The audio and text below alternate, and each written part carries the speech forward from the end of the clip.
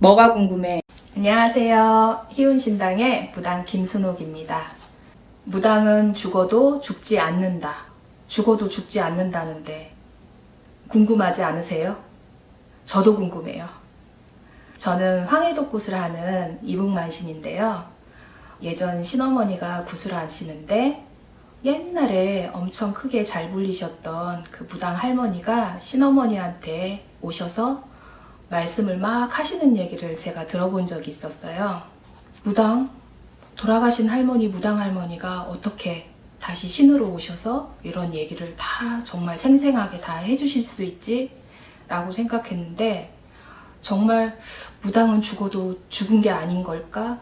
아니면 죽어서도 저렇게 구슬하고 점을 봐주고 와서 뒤에서 누군가의 삶에 큰 영역에서 보면 인생을 어떻게 보면 들었다 놨다도 할 수도 있고 좌지우지도 하는 것 같고 무당인데 제가 순간 섬뜩한 생각이 들었었거든요. 그런 마음이 들었었어요. 왜? 혹시라도 저 무당 할머니가 내가 잘하고 있는지 못하고 있는지 어느 날 감시하고 있다가 저한테 막 뭐라고 혼내시면 어떡하지? 이런 생각을 많이 한 적이 있었거든요. 그래서 이번에는 무당은 죽었는데 왜 죽지 않았다고 할까? 보통은 무당이 죽으면 나중에 다시 또 여러분들 그 환생이라는 말을 많이 아시죠? 또 어디서는 다시 태어나고 동물로도 태어나고 새로도 태어나고 꽃으로도 태어나고 사람이 죽어서 자연으로 돌아가기도 하지만 무당은 죽어도 그 어느 누군가의 또 무당의 신으로 그 집마다 보면 족보가 있죠. 무당도 역시 계보라는 게 있어요.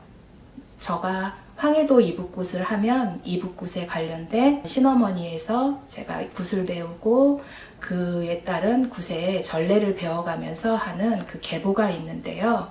그 계보에 따라서 내가 이 굿을 영위해가는 그 굿의 형태에 따라서 그분의 제자라든가 아니면 연결고리가 된 사람들로부터 다시 제가 무당이 돼서 죽어도 그분의 신명이라든가 대신할머니 어떤 연결고리로 지어진 신에 의해서 다시금 가서 뭔가 간장을 할 수 있는 그 영역으로 들어가기 때문에 무당은 생을 마감을 하고 죽는다 해도 지금 이승과 저승으로 나눈다고 하면 저승에 가서도 이 무당의 일을 하는구나 라고 생각했어요. 저는 아들이 둘이 있는데 저희 큰아들이 그런 얘기를 하더라고요. 엄마 죽으면은 엄마 크게 문영왕릉처럼 그 안에 엄마가 좋아했던 방울, 부채, 할머니 무구들, 촛대 뭐 해서 문영왕릉처럼 크게 만들어서 그 안에 넣어준다고 저희 장남인 아들이 한번 얘기한 적이 있었거든요. 제가 그런 아들한테 한 얘기가 그랬어요. 그럼 엄마 죽어서도 너 계속 굿하고 전보고 엄마 죽어서도 일하라고 지금 엄마한테 그렇게 얘기했니? 라고 했을 때 아무것도 모르는 저희 아들이 엄마 그럼 무당은 죽어도 그렇게 똑같이 일하는 거 아니에요? 아니에요? 라고 얘기를 한 적이 있었거든요. 그러다 보니 제가 어느 날 무당은 정말 죽어도 죽은 게 아니구나.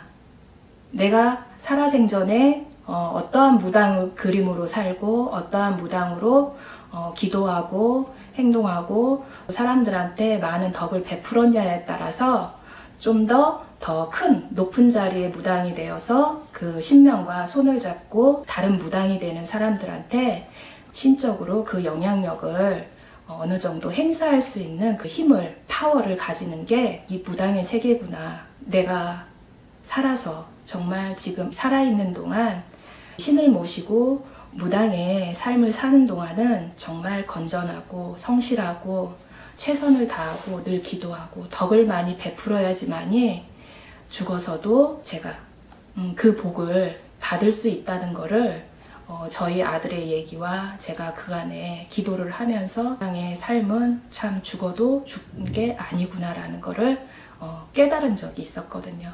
그래서 여러분들께 해드리고 싶은 말은 오늘 무당은 죽어도 죽은 게 아니야 라고 얘기는 하지만 그래도 어느 집안마다 다 이런 조상님들이랑 신의 영역이 있는 집들이 많이 있는데요. 그런 분들은 계보를 찾아보거나 족보를 따져보면 어느 정도 신과 연관된 그런 집안에 사람들이 많이 있어요.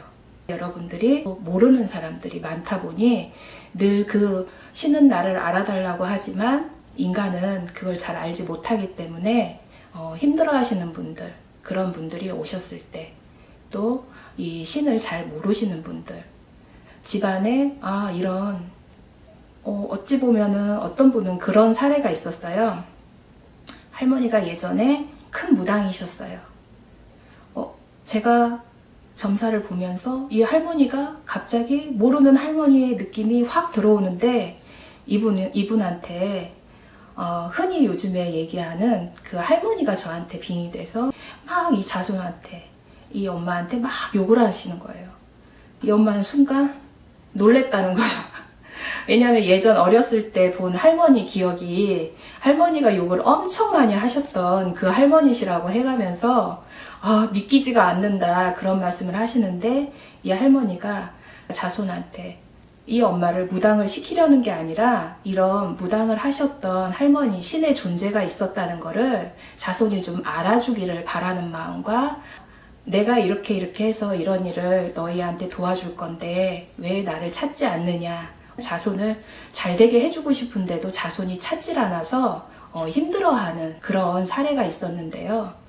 옛날에는 물 떠놓고도 빌고 장독대에서도 빌고 붓도막에서 빌었던 할머니들이 있는 반면에 무당으로서 천대받았던 시절도 있고, 그런 보이지 않는 곳곳에서 이 신을 섬겼던 할머니들이 많이 계신데, 그분들이 어느 집안에 대신 할머니로서 그 영역 표시를 하고 그 힘을 자손들한테 보여주기 위해서 가끔가다 오시는 경우가 많이 계신데요.